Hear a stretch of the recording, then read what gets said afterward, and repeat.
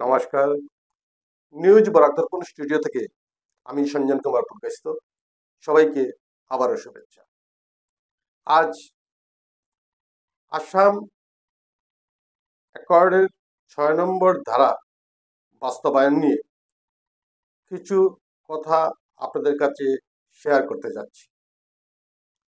অসমে বসবাসকারী খিলঞ্জিয়া ভূমিপুত্র সুরক্ষায় মাননীয় মুখ্যমন্ত্রীর ভূমিকায় প্রারম্ভিক আলোচনা প্রক্রিয়াকে সাধুবাদ জানিয়েছেন বরাকের খিলঞ্জিয়া জাতি ও জনগোষ্ঠীর প্রতিনিধিবৃন্দ। বরাকবেলির জনবিন্যাস এবং রাজনীতিকে যাহারা দীর্ঘ সময় ধরে প্রভাবিত করে আসছেন, তাদের প্রচেষ্টা কোনো অবস্থাতেই বাস্তবায়ন হওয়ার সম্ভাবনা আমি দেখতে পাচ্ছি না। জমি ক্রয় বিক্রয়ে বিভিন্ন প্রতিবন্ধকতার বাতাবরণ অফিস কার্যালয়ে আমরা দেখতে পাচ্ছি এবং তার প্রভাব বরাকের বিভিন্ন অফিসেও জমি কিনা বিচার ব্যাপারে গ্রাহকরা এবং ক্রেতারা অনেক দুর্ভোগের শিকার হচ্ছেন। আপনারা জানেন,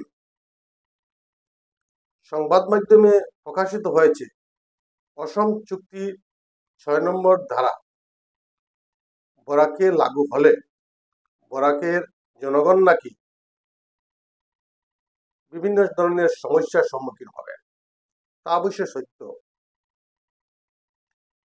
শুধু দর্শকবৃন্দ, অনেক বুদ্ধিজীবী ও রাজনৈতিক বিশেষজ্ঞরা বলছেন বরাকের সব বাঙালি নাকি খিলঞ্জিয়া ভূমিপুত্র।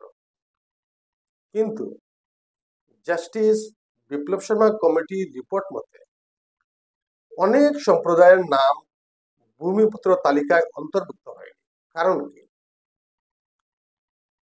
এই এলাকার বাঙালি যারা আছেন তাদের তো উচিত ছিল তাদের প্রমাণপত্র দিয়ে মেমোরেন্ডাম জমা দেওয়া এবং তাদেরকে তালিকাভুক্ত করার জন্য বিপ্লব শর্মা কমিটির কাছে তাদের আবেদন নিবেদন করা।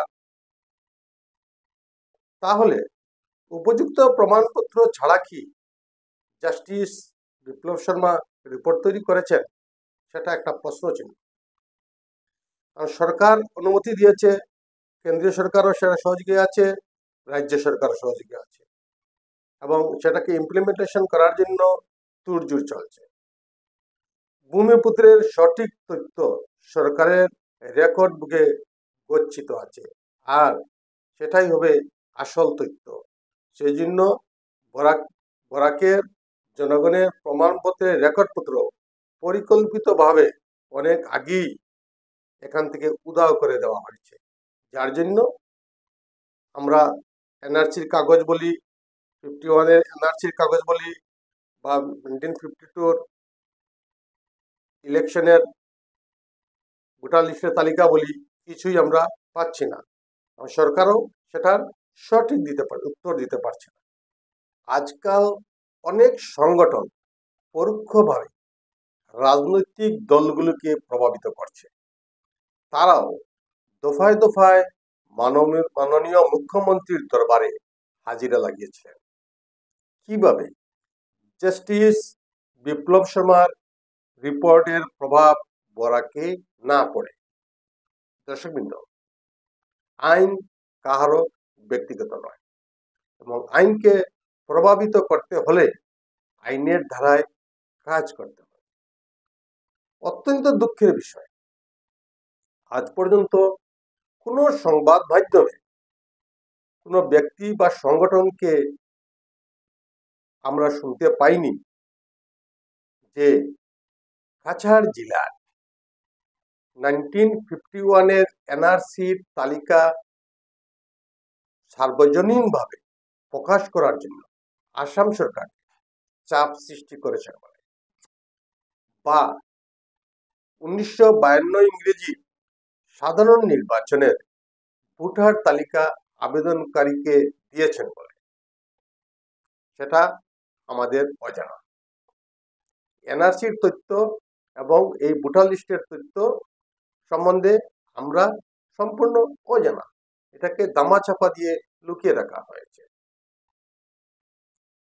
দেখেন দর্শকবৃন্দ, কোনো বিষয়ে দামাচাপা দিয়ে বা কোনো সত্য জিনিসকে কখনো গোপন রাখা সম্ভব নয়। সংগঠন কিন্তু নির্দিষ্ট পথে কাজ করে চলছে। তথ্যকে গোপন করে রাখা কখনো সম্ভব নয়। আগামী কিছুদিনের মধ্যেই অবশ্যই ধোঁয়াশা কেটে যাবে।